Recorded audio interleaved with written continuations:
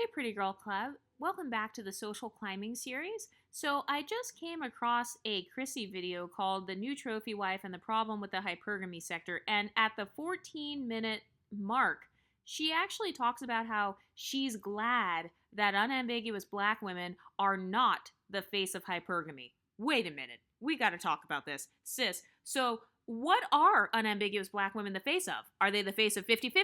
Are they the face of hypogamous relationships? Are they the face of black struggle love? Because what would you rather have black women be the face of in terms of relationships other than hypergamy?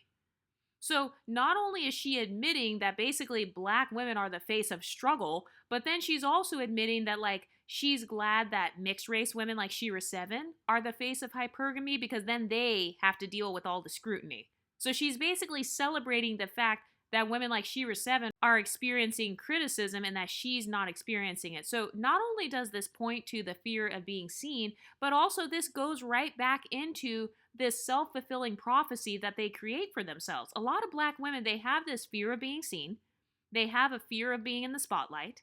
And then when they see some mixed woman who's the face of hypergamy, and then she gets some critique, they'll be like, oh, I'm glad I'm not the face of hypergamy. And it's like, but sis, you do realize that you're making yourself the face of 50-50, right? You're making yourself the face of hypogamy.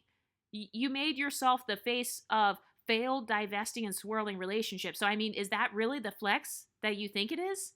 It's not. Because if I had to choose between my personal brand revolving around leveling up versus my personal brand revolves around struggle and suffering, which one do you think I'm choosing? And this is why I say that a lot of black women, they cannot handle the smoke. They can't handle the criticism that comes with being a boss ass bitch. They just can't deal with it. They can't deal with being that girl.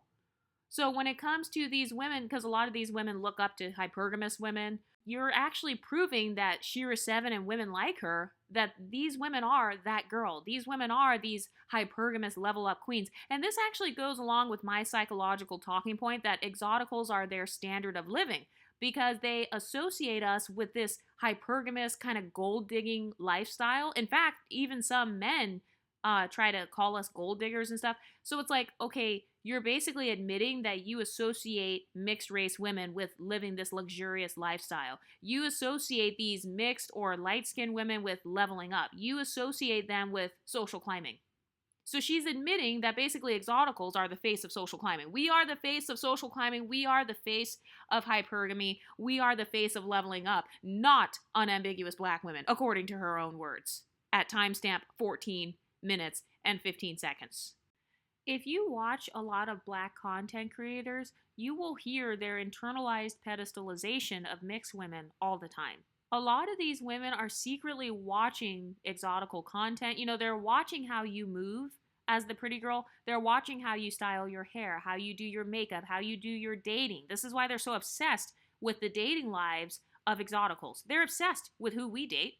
This is a whole decentering men channel, and you still have women who are obsessed with who we are supposedly dating or who we are supposedly talking to or, you know, our relationship history and stuff like that.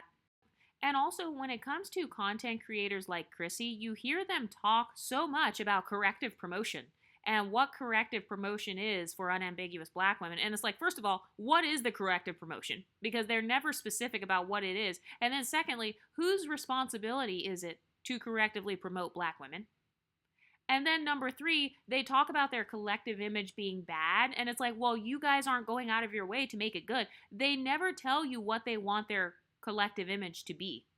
And that's their problem. That's why a lot of them don't have a good collective image because they haven't stood 10 toes down on any particular movement, on any particular branding. A lot of them haven't stood 10 toes down. They just kind of go with the wind, I've noticed. Like whatever the new trends are on YouTube, they'll either hop on and hop off of those trends as opposed to creating a good brand for unambiguous black women, whether it's via their YouTube channels or in real life. The only one that I can think of that's a positive one is the black women in luxury thing that I saw kind of on Pinterest and stuff like that. That's the only one that I really can think of where a lot of unambiguous black women started taking photos of themselves in luxurious spaces. I will say, though, a lot of the black women in luxury content does feature them wearing type 3 hair. I don't see black women in luxury content where it features 4C hair in its shrunken state, that's a YouTube video for another day. I mean, if you look at like Lori Harvey types of content, she also does kind of that luxurious content. You'll see her with her hair kind of slicked back in this messy bun. So it kind of gives representation to these exoticals, that in their natural state, they can still be in these luxurious environments. So I would say that's one of the mistakes that they made with the Black women in luxury movement. But a lot of Black women's mistake that they make in terms of social climbing is that they'll complain that they're not the face of certain movements, but then when you ask them, okay, what movement do you want to be the face of? They can't answer. They literally can't answer. All they do is come online and then they'll be like, okay, I don't want to be the face of feminism. I don't want to be the face of protesting. I don't want to be the face of Black Lives Matter. I don't want to be the face of the Democratic Party. Okay, sis, what do you want your collective image to be? I didn't say what don't you want it to be. How do you want to be known as a collective? If people use that phrase, unambiguous Black women, what do you want them to think of? Because that is the collective image you should be going for. So a lot of these women have bad social strategy, and that's why they try to use situations like ISIS to say gotcha to MLS women, because in their minds, they actually view MLS women as the face of hypergamy. And Chrissie admitted this in her most recent video at the 14-minute mark.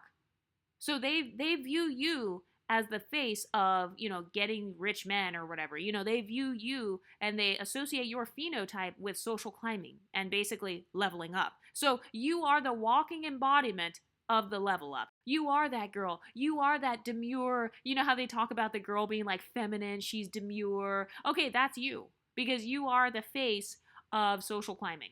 And this is another thing though, like they're afraid to make themselves the face of certain movements because a lot of them have imposter syndrome, I've noticed. So like either they will recoil back into the abyss when others critique them, or they will critique themselves, very similar to what they did to like Normani and what they did to Francesca Rivers. They critique themselves, and so then, it discourages other unambiguous Black women from making content or from making music or whatever, and so then their collective image never progresses. But if you look at like Exoticals, for example, look at all the different Exotical channels that we have. Look at how much that affects our collective image. We are really making a name for ourselves here on YouTube. And that's the thing though. There's no such thing as a perfect collective image. And I feel like a lot of Black women don't understand this because they suffer really badly from perfectionism. So you would think that perfectionism is a good thing, right? But the bad thing about perfectionism is that you're going to have imposter syndrome because perfection doesn't exist. So you're going to constantly feel like you're never measuring up. You're always going to feel like you're flawed. You're going to have this tendency to want to hide your flaws. But if you want to hide your flaws, then you're not able to be authentic. And so this is why a lot of Black women actually struggle with being inauthentic, not just in their phenotype, but also in other areas. It could be their personality. It could be the way they carry themselves. It could be like not putting their own emotions first, not pursuing certain hobbies because, oh, that's white people stuff. Oh, white people eat that. Hiking is for white people. All this stuff that they're afraid to pursue because they don't want to step outside of the box that other people put them in. But I would say one advantage that Exoticals have in terms of our collective image is that we are used to criticism.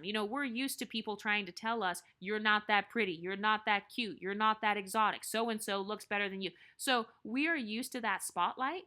But if you take a woman who has spent decades being invisible and then you suddenly make her visible and put her in the spotlight, a lot of those women actually get mad when you start critiquing them. They get mad when you start bringing them the smoke and they can't handle the smoke. And so then, like I said, they go back into the abyss. But I find it interesting that, she accidentally slipped up and said that we are actually the face of hypergamy. She was using like Shira 7 as an example. Okay, so Afro-Latinas are the face of hypergamy. Basically, these multiracial Black women are the face of hypergamy. You're literally admitting that you think that type 3 hair is a part of hypergamy, caramel skin tone or this light golden skin tone. You're admitting that you think that's a part of hypergamy. So the way that other people perceive you, that will tell you what kind of collective image they associate you with. So isn't it interesting how we have almost like this social climbing privilege, in the eyes of others? Isn't that interesting how people, you could be the most leveled down Exotical, but other people will literally look at you like you're just so good at leveling up. you will have not even cleared 100K income, and then people are looking at you like you're just the social climbing queen. Anyway, what do you ladies want me to talk about next? Is there anything on this subject that you think we should discuss? Let me know what you think in the comment section, and I'll talk to you next time. Stay pretty, ladies.